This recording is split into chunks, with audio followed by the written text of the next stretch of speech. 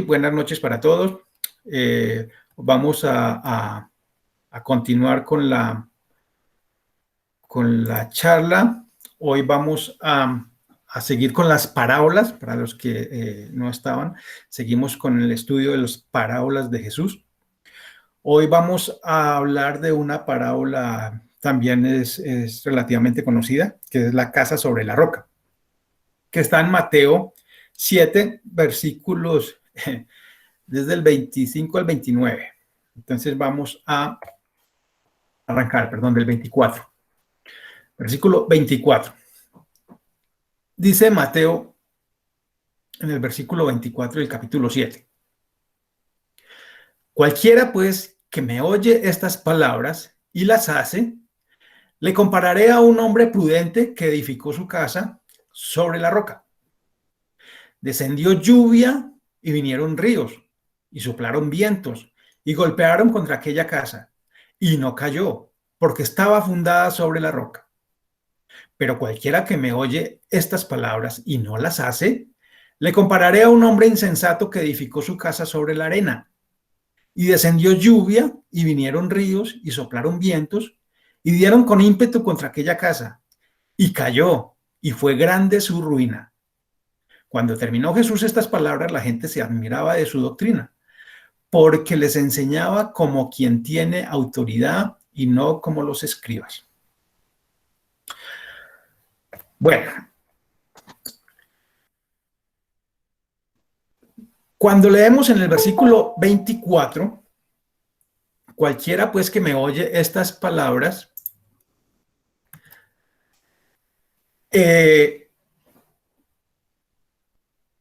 ¿a qué se refiere? Recordemos que desde el capítulo 5 de Mateo se viene hablando, Jesús viene hablando del sermón del monte. Y aquí en el capítulo 7, en el versículo 24 al 29, está terminando ese sermón. Es como la conclusión del sermón del monte. En este capítulo vemos que Jesús está hablando de que no juzguen a nadie para que nadie los juzgue. También viene hablando de que pidan y se les dará, busquen y encontrarán, llamen y se les abrirá. También habla de la puerta estrecha y la puerta ancha. La puerta estrecha que lleva a la salvación y la puerta ancha que va a la perdición. También habla de por sus frutos los conocerán. Estos son temas de este solo capítulo, capítulo 7. Entonces vamos para que nos vayamos contextualizando de por qué dijo la parábola que vamos a estudiar hoy. Otro tema es que no todo el que me dice Señor, Señor entrará en el reino de los cielos. Cuando termina esa parte, que la recordamos mucho, que muchos le dirán en aquel día, Señor, Señor, y Él les dirá, de cierto os digo que no los conozco, apartados de mí al fuego eterno. Y de ahí empieza la parábola. O sea que acá termina el sermón del monte, con una aplicación que penetra hasta lo más profundo. Y así debe de ser en cada uno de nosotros. Que esta aplicación penetre hasta lo más profundo de nosotros. Porque miremos cómo empieza. Cualquiera que me oye estas palabras, esas palabras que venía hablando en su sermón del monte y las que empieza a dar de acuerdo a esta parábola. ¿Quiénes estaban oyendo esas palabras? ¿Quiénes estaban oyendo ese sermón del monte? ¿Quiénes estaban oyendo esta parábola? Si vemos, todos los que estaban ahí sentados. Pero una cosa es oírlas y otra cosa es oírlas y hacerlas. Entonces, por eso es que nosotros debemos de tener mucha atención. Entonces, por eso les pido que nos concentremos, que nos relajemos, que pongamos mucha más atención, porque es bien importante que nosotros tengamos gran entendimiento de esta parábola. Recordemos que las parábolas lo que están haciendo es mostrándonos y enseñándonos el reino de Dios. Entonces va a ser muy importante. ¿En qué está la diferencia? Recordemos, las palabras las están oyendo todos. El mensaje lo están oyendo todos. Pero el Señor empieza a hablar de una diferencia, de una diferencia entre entre estas dos personas.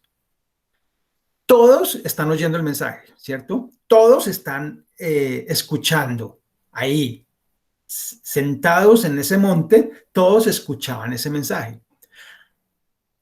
Nosotros hoy todos escuchamos el mismo mensaje, ¿cierto? Todos. Pero hay una diferencia. Uno es prudente, lo llama el Señor prudente, y el otro lo llama insensato.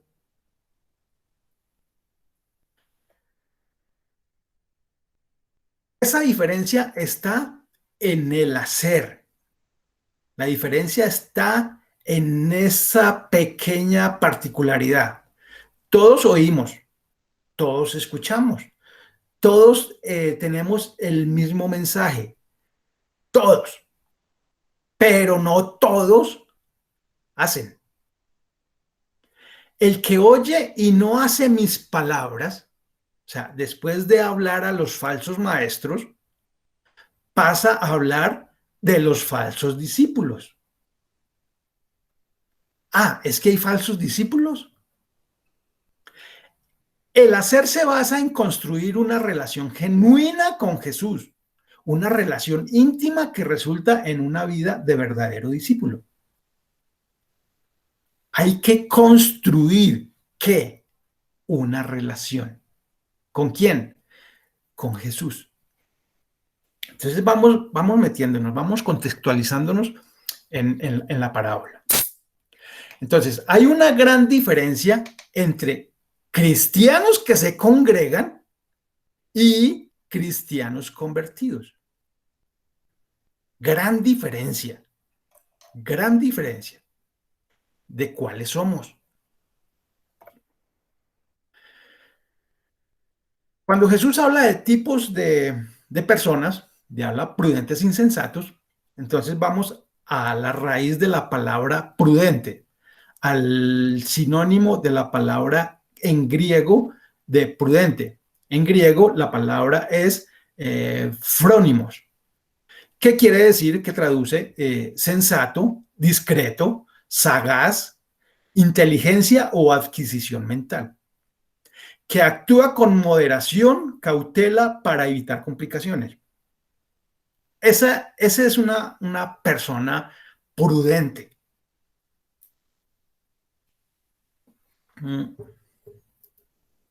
O sensata. Y la persona insensata, palabra en el griego moros, que también traduce como aburrido, necio, cabeciduro, fatuo o ignorante.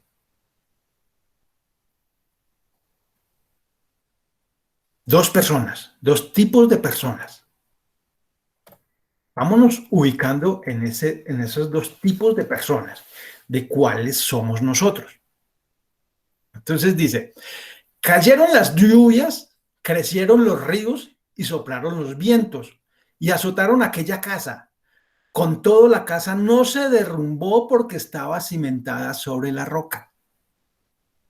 Una casa firme, una casa que vino gran tempestad, vino grandes vientos, azotaron la casa, pero la casa no se destruyó, no se cayó, no se derrumbó. Estaba fundada sobre la roca. Ahora, ¿qué es la roca? Porque todos quisiéramos cimentar nuestra casa sobre una roca, ¿cierto? Porque si esos son los resultados, que van a venir vientos, lluvias, tormentas y no la van a derrumbar, entonces todos quisiéramos cimentar nuestra casa ahí, formar nuestra casa ahí, construir nuestra casa en esa roca. Ahora, entonces vamos a ver qué es la roca. La roca, según la Biblia, según las escrituras, Isaías lo dice así. Isaías 28, versículo 16. Por eso dice el Señor omnipotente, yo pongo en Sión una piedra probada, piedra angular y preciosa para un cimiento firme. El que confíe no andará desorientado. Está hablando específicamente a ese Mesías que iba a venir. Estamos leyendo el Antiguo Testamento, Isaías 28. ¿Cómo lo dice Lucas en el libro de Hechos? Hechos 4, versículo 11. Dice, Jesucristo es la piedra que desecharon ustedes los constructores y que ha llegado a ser la piedra angular. Esa piedra angular que está hablando Isaías. Piedra angular y preciosa. ¿Quién la desechó? Los judíos. A los suyos vino y los suyos no le recibieron.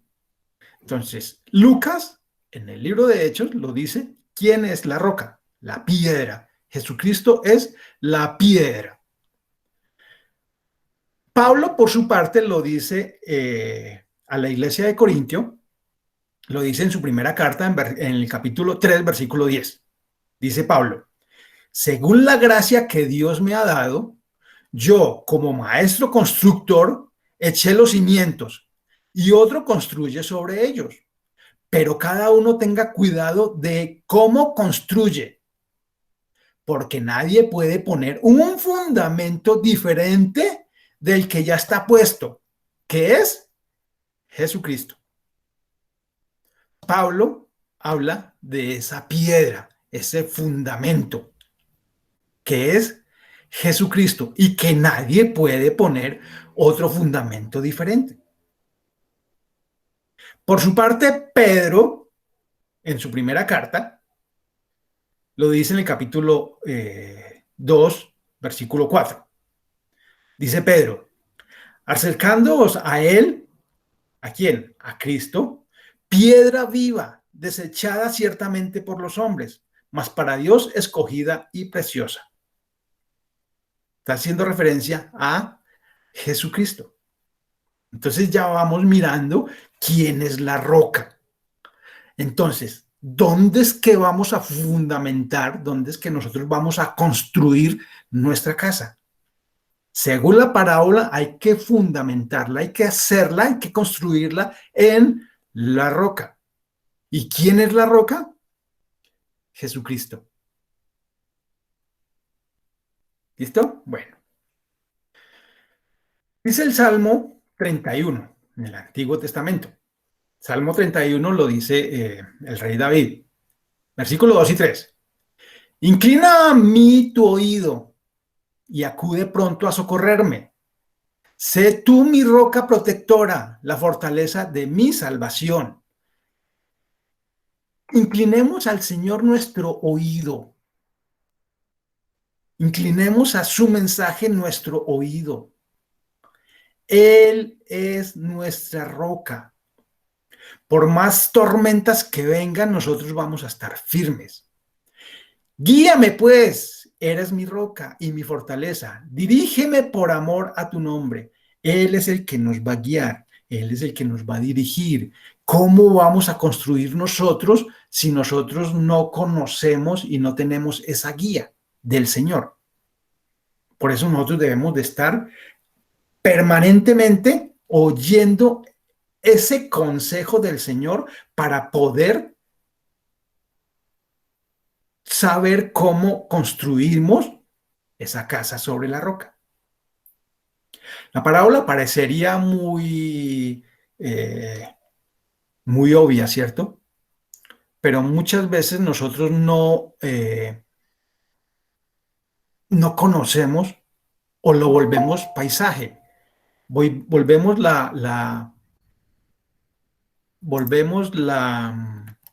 el mensaje, todo lo que oímos lo volvemos paisaje.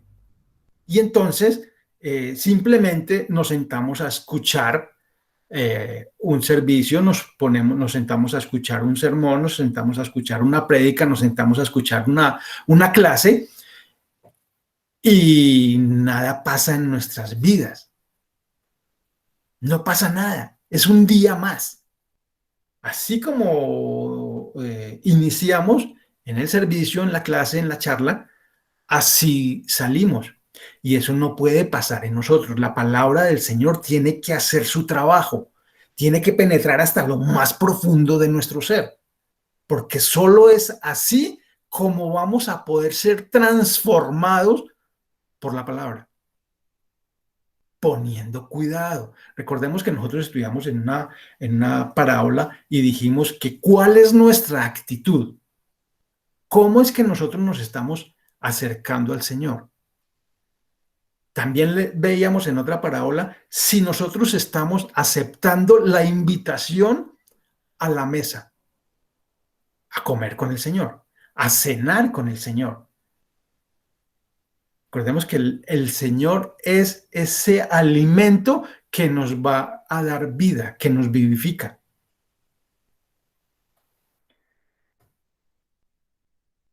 Cayeron las lluvias, crecieron los ríos y soplaron los vientos y azotaron aquella casa y ésta se derrumbó y grande fue su ruina. Aquí ahora pasamos al otro lado. Si notamos, siempre hay, el Señor siempre habla de dos, digámoslo así, como de dos partes, como de dos tipos de personas. Si miramos la oveja perdida, la moneda perdida, el hijo pródigo, todos tienen como dos partes. Y ahora entramos acá y hay dos tipos de casa, dos tipos de constructores. Una casa, ese constructor que hace su casa sobre la roca y otro constructor que hace su casa, construye su casa sobre la arena. O sea, siempre hay como dos caminos, siempre hay como esas dos vías. Uno que va para su presencia y el otro camino que va lejos de su presencia, pero lejos. Lo que el Señor siempre ha tratado es guiarnos, mostrarnos, enseñarnos ese camino donde nosotros vamos a tener grandes bendiciones, donde nosotros vamos a poder estar delante de su trono, donde nosotros vamos a poder entrar libremente al trono de la gracia, donde nosotros vamos a poder entrar al cielo, donde nosotros no solamente lo vamos a poder ver, sino que vamos a poder estar cerca de Él, cerca de ese cielo, cerca de Dios. Y el otro camino es como hablábamos en las charlas presenciales, que ese otro camino iba era como esa ruta de buceta que habíamos cogido equivocadamente, que iba para ese sitio de perdición, que iba para el infierno. O sea, no hay más caminos, hay dos. ¿Cuál escogemos? Ahora el Señor aquí nos enseña cómo es que debemos edificarnos, cómo es que debemos construir toda esa fe que nosotros vamos adquiriendo. ¿Sobre qué? ¿Qué es ser insensato? ¿Qué es ser una persona insensata? Esa persona insensata, yo quiero que nosotros miramos, nos califiquemos, nos autoexaminemos y miremos si hay algo de eso en nosotros. ¿Qué es ser insensato? Insensato es no hacer la voluntad de Dios, ¿cierto? Porque dice, el que oye estas palabras y no las hace, entonces no es no hacer la voluntad de Dios. Entonces, ¿y qué es la voluntad de Dios? Entonces, ese insensato dice que no ama a Dios. O sea, ser insensato es no amar a Dios como, como Él dice, no como a nosotros se nos antoje. ¿Cómo dice Él que debemos amarlo? Con todo nuestro corazón, con toda nuestra alma, con toda nuestra mente y con todas nuestras fuerzas. Así dice, ¿cierto? Eso lo estudiamos recientemente en Marcos, el domingo anterior, antepasado. Entonces, primero, no amar a Dios. Ah, sí, pero es que yo sí lo amo, pero lo amo a mi manera, como decía yo, porque eso no, eso es literal, o sea, así pensaba yo. No, es que yo lo amo a mi manera, yo no soy tan fanático como esos otros. No, pero es que así no dice el Señor que hay que amarlo. El Señor le dice que hay que amarlo con todo nuestro corazón, alma, mente y fuerzas. Ok. ¿Qué es ser insensato? No creer en Cristo. Eso es ser insensato. Porque si yo no creo en Cristo o creo a medias, entonces, si creo a medias es no creer. O creer, yo creo cierta parte, pero esta otra parte no lo creo tampoco. Si no creo, automáticamente estoy rechazando el único camino que hay. Porque Cristo mismo dijo, yo soy el camino. Si no creo en Cristo, automáticamente estoy rechazando la verdad. Porque Cristo dijo, yo soy la verdad. Si no creo en Cristo, automáticamente estoy rechazando la vida. ¿Cuál vida? Esa vida eterna. Porque Cristo dijo, yo soy la vida, el camino, la verdad y la vida. ¿Quién dijo? Cristo. Si yo lo rechazo, estoy muerto. Cristo también dijo, el que me rechace ya está condenado. No es que va a ser condenado en un futuro, no, de entrada ya está condenado. Y tiene mucha lógica, porque si yo ya rechazo a Cristo, pues no encuentro ni el camino, no encuentro ni la verdad, no la tengo y no voy a tener vida. No arrepentirnos del pecado. Y aquí quiero hacer mucho énfasis en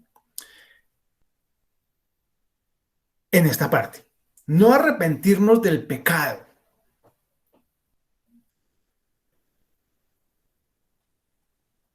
La Biblia nos manda a que debemos arrepentirnos del pecado, ¿cierto? Pero resulta que hemos volteado tanto, le hemos dado tanto énfasis a ese arrepentimiento de nuestros pecados que ya nos olvidamos del resto. Entonces ya nuestro foco somos nosotros. Nuestro foco soy yo. El foco de mi relación con el Señor ya no es el Señor. Ahora el foco soy yo. Porque yo tengo que dejar de pecar. Ahora, ¿eso es falso? No. Hay que arrepentirnos del pecado. Pero no puede ser de que yo todo lo que haga sea en torno a luchar con mi pecado. Entonces, no sé si me hago entender. Ahora yo lo que tengo que hacer es dejar de decir, si soy mentiroso, tengo que dejar de decir mentiras. Si soy adúltero, tengo que dejar de adulterar. Si soy fornicario, tengo que dejar de fornicar. Entonces, pero mi foco se va midiendo según mis logros, según lo que yo vaya logrando en la vida. Entonces, vamos en el mundo caminando, oyendo el mensaje, congregándonos, pero todos haciendo un esfuerzo para dejar esa costumbre que yo traía del mundo.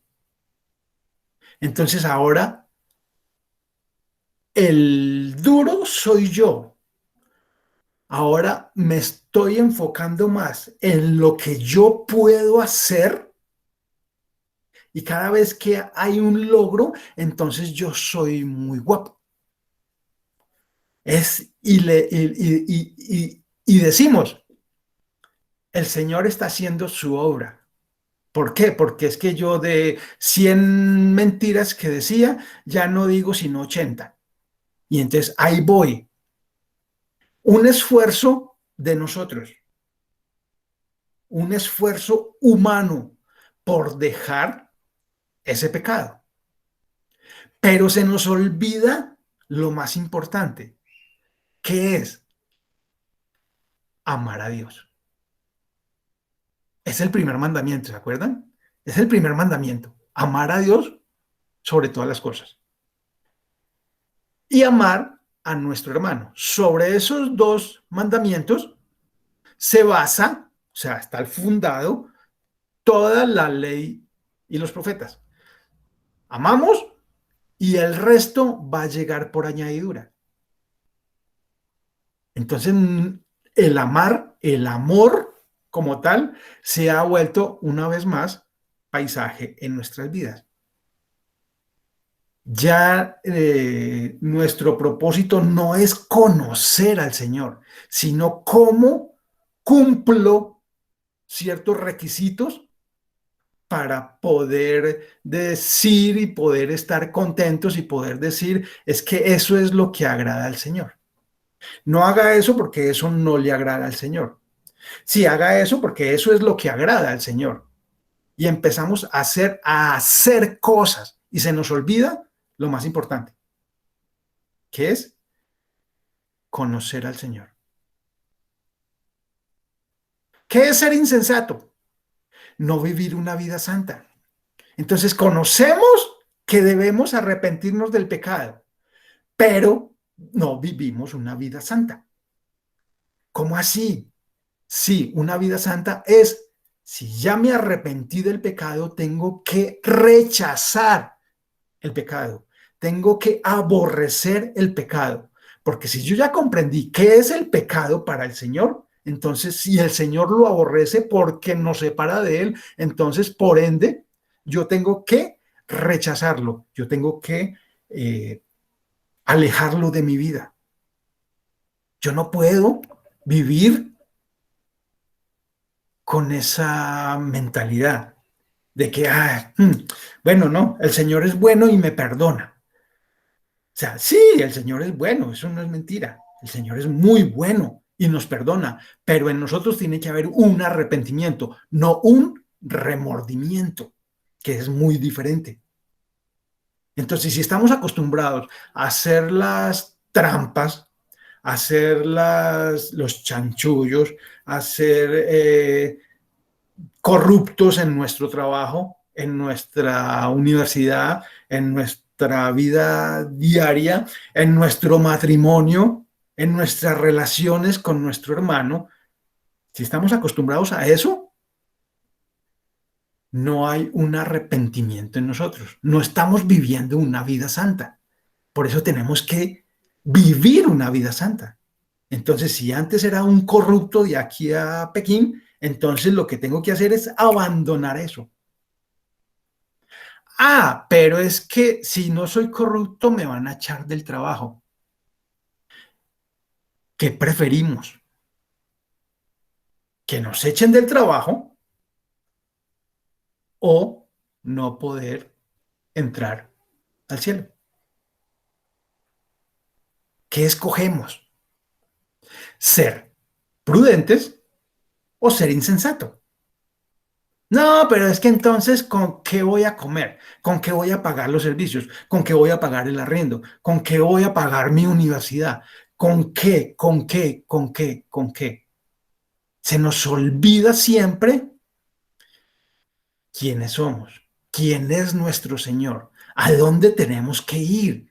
El Señor nos dice, yo soy tu más alto escondite, pero se nos olvida ir a ese escondite. Yo soy tu torre fuerte, pero se nos olvida ir a esa torre fuerte. Vamos a la torre fuerte cuando tenemos todas las necesidades eh, listas, todas las necesidades satisfechas, todos los bolsillos llenos. Y entonces ahí sí, el Señor es mi castillo, el Señor es mi torre fuerte, el Señor es la roca, mi roca. Pero seguimos viviendo una vida de pecado. No es así. ¿Qué es ser insensato? No amarnos unos a otros. Porque es el segundo mandamiento más grande. Primero, amar a Dios. Segundo, no amarnos los unos a los otros. Amar a nuestro prójimo como a nosotros mismos. No amarnos. Debemos amarnos. Y cuando la Biblia habla de debemos amarnos, no es que, ¡ja! Vean, a este hablando de amarnos y ni siquiera me pega un telefonazo. O sea, no. Ni siquiera me saluda. O sea, no es eso. Es que ni siquiera me voltea a mirar. No es eso. ¿En dónde está tu foco? Es que amarnos los unos a nosotros y mire cómo me volea el pelo. O sea, mantenemos enfocados en nosotros mismos. Amarnos los unos a nosotros es, ¿se acuerdan? Estamos estudiando en reunión de familias, eh, el libro del Éxodo. Y el viernes pasado vimos el capítulo 33 y vemos cuál es la actitud, qué fue lo que hizo Moisés delante del Señor. Moisés intercedió al Señor. ¿Por quién? Por su pueblo. Moisés amaba al pueblo. Y de seguro que él no pasaba lista todos los días. A ver, voy a pasar lista a todos mis... No, pero intercedía por el pueblo. Amaba al pueblo. Tanto que, Señor, si no quiere ir conmigo, entonces córtame a mí del libro. Si no quieres ir con nosotros, entonces córtame. O sea, ¿qué hacemos nosotros en nuestras oraciones? ¿Cómo oramos al Señor? ¿Cuánto estamos orando? ¿Estamos orando? Otra pregunta. Y cuando oramos, ¿qué estamos pidiendo? ¿Estamos amando a nuestro prójimo? Esta es la voluntad de Dios. El que oiga estas palabras y no las haga, el Señor lo considerará un insensato. Podemos ser cristianos, cristianos que se congregan, y podemos también ser cristianos convertidos. Tenemos que ser esa clase de cristianos convertidos, convertidos, aborreciendo lo que Dios aborrece y amándonos y complaciéndonos en lo que Dios ama y se complace. ¿En qué se complace Dios? Recordamos, también lo estudiamos en el Evangelio de Juan. Este es mi Hijo amado, en quien tengo complacencia. ¿En quién? En Jesús. ¿Nosotros nos complacemos en Jesús? Que si el Padre se complace en Cristo, nuestro anhelo debe ser complacernos en Cristo, en Jesús, en la palabra, en el verbo hecho carne, porque por Él fueron hechas todas las cosas y para Él fueron hechas. Escuchar y hacer. No es suficiente con oír el mensaje de Jesús y entenderlo. Ah, sí, ya estoy entendiendo. Claro, ya lo entendí. Sí, sí, sí. No es suficiente con oírlo y recordarlo. Ay, sí, tan bacano. Uy, sí, ya me acuerdo qué fue lo que dijeron el domingo. Uy, sí. No es suficiente con oírlo y hablar de él. No es suficiente con repetirlo, discutirlo o solo escucharlo con atención. Eso no es suficiente. Eso no está diciendo Jesús acá en la parábola. Escuchen, escuchen y listo. Con eso tienen. No. Dicen que debemos escuchar y hacer. Porque dice que aquel que escucha y no hace, y aquel que escucha y hace, ahí está la diferencia. Prudente e insensato. Santiago 1:22 dice, no se contenten solo con escuchar la palabra, no se contenten solo con estar ahí el domingo, con estar el viernes, con estar el jueves. No, pues así se engañan ustedes mismos. Dice, llévenla a la práctica, porque si no la llevamos a la práctica, nos estamos engañando. No, sí, yo la llevo a la práctica, pero ahí voy en la lucha, ahí voy, póngale del 100%, ya vamos en el 40%, pero ahí voy caminando. Hay que llevarla a la práctica. Recuerden que no es por esfuerzos de nosotros, no es. Al final, 1 Corintios 3, versículo 11 al 13. O sea, ¿para qué? ¿Para qué construir sobre la roca? Dice Pablo a los Corintios, porque nadie puede poner un fundamento diferente del que ya está puesto, que es, ¿quién? Jesucristo. Ya lo miramos, ¿cierto? Si alguien construye sobre este fundamento, ya sea con oro, plata y piedras preciosas, o con madera, heno y paja, su obra se mostrará tal cual es. Pues el día del juicio la dejará al descubierto sobre qué estamos construyendo. ¿Cuál es nuestro fundamento? Dice, el fuego le dará a conocer y pondrá a prueba la calidad del trabajo de cada uno. ¿De quién? ¿Es del grupo? ¿Es de la iglesia? ¿Es de mi familia? ¿Es de esta pareja? El trabajo es y la calidad de cada uno. La calidad del trabajo depende es de cada uno.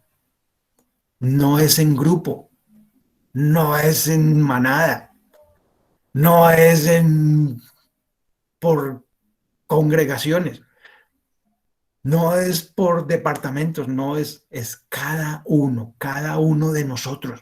Debemos construir sobre la roca que es Cristo mismo.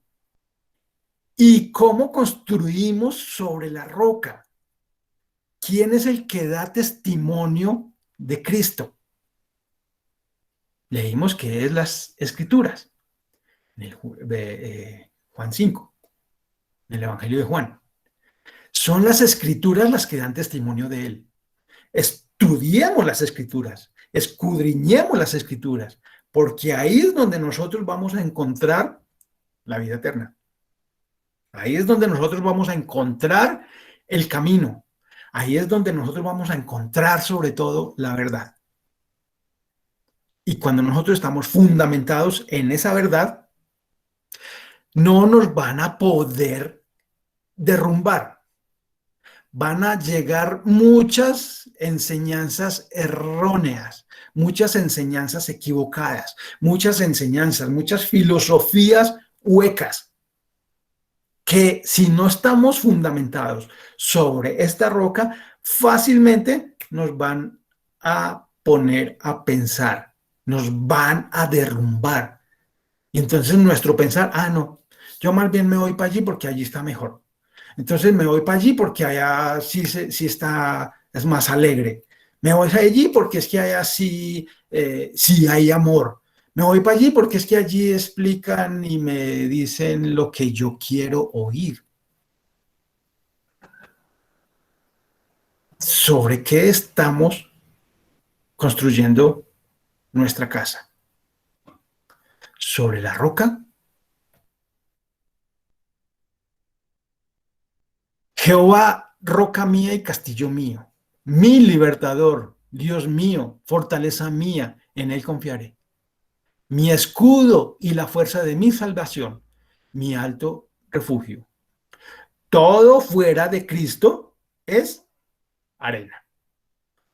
Construir sobre Cristo es construir sobre la roca.